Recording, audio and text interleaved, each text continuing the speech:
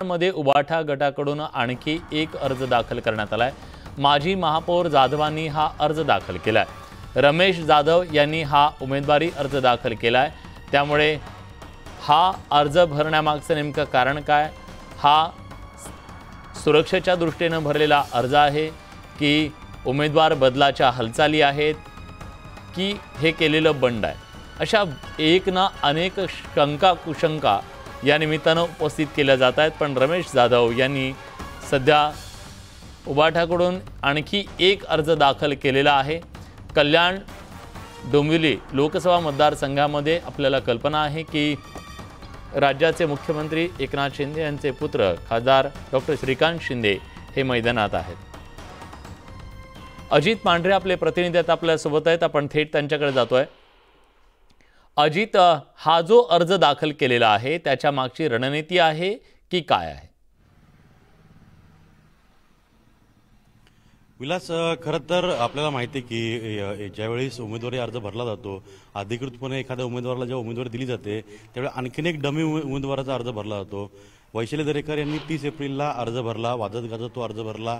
आदित्य ठाकरे स्वतः आले होते, पण ज्या घडामोडी काही घडलेल्या आहेत किंवा काही घडत आहेत या सगळ्या गोष्टी लक्षात घेता आणि विशेष करून रमेश जाधव यांनी जी प्रतिक्रिया दिलेली आहे प्रसारमाध्यमांना ती फार बोलकी आहे। प्रसारमाध्यमांच्या प्रतिनिधींनी त्यांना स्पष्टपणे विचारलेलं आहे की शेवटच्या क्षणी आपण अर्ज भरत आहात कोणाच्या सांगण्यावरून? त्यांनी थेट उत्तर दिलं की उद्धव ठाकरे यांनी सकाळी फोन केला होता की तुम्ही अर्ज भरा म्हणून मी अर्ज भरायला आलो आहे। पुढचे प्रश्न असे होते की वैशाली दरेकर यांचा अर्ज बाद होतोय का किंवा काही वेगळ्या घडामोडी घडतायत का, याबद्दल त्यांची प्रतिक्रिया होती ती देखील बोलकी होती। की त्यांनी स्पष्टपणे म्हटलंय की स्क्रुटिनीमध्ये म्हणजे जी छाननी होते त्या छाननीमध्ये काय होईल हे तुम्हाला लवकरच स्पष्ट होईल आणि पुढे देखील काय होईल हे देखील तुम्हाला लवकरच स्पष्ट होईल। याच त्यांच्या प्रतिक्रियेमुळे अनेक प्रश्न उपस्थित झालेत आणि यामुळेच उबाठा गटातल्या कल्याण लोकसभा मतदारसंघाबाबतीमध्ये मोठा सावळा गोंधळ निर्माण झालाय का असा प्रश्न देखील या निमित्ताने उपस्थित होतोय। कारण का डमी अर्ज भरला जातो तो ज्यावेळेस उमेदवार भरतो त्याच वेळेस भरतात किंवा थोडं पाठीपुढे भरतात, पण शेवटच्या क्षणी फोन करून सांगणं आणि उमेदवारी अर्ज भरणं या सगळ्या घडामोडींमुळे या रमेश जाधव हे माजी महापौर कल्याण डोंबिवली महानगरपालिकेचे त्यांचा हा अर्ज शेवटच्या क्षणी भरल्यामुळे अनेक प्रश्न उपस्थित झालेले आहेत। पुढे जाऊन आपण जर पाहिलं तर ज्या दिवशी वैशाली दरेकर यांनी अर्ज भरला त्याच दिवशी त्याच्या आदल्या रात्री म्हटलं तरी चालेल, कल्याण लोकसभा मतदारसंघातील अनेक महत्त्वाचे मोठे पदाधिकारी जे आहेत यांनी शिवसेना जे मुख्यमंत्री एकनाथ शिंदे आहेत यांच्या उपस्थितीमध्ये शिवसेनेमध्ये प्रवेश केला।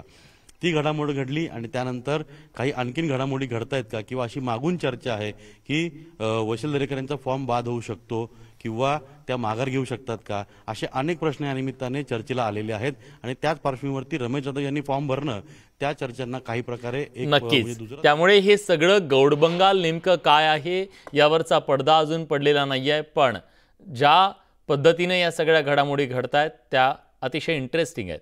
धन्यवाद तुम्ही दिलेल्या सगळ्या सविस्तर माहितीबद्दल।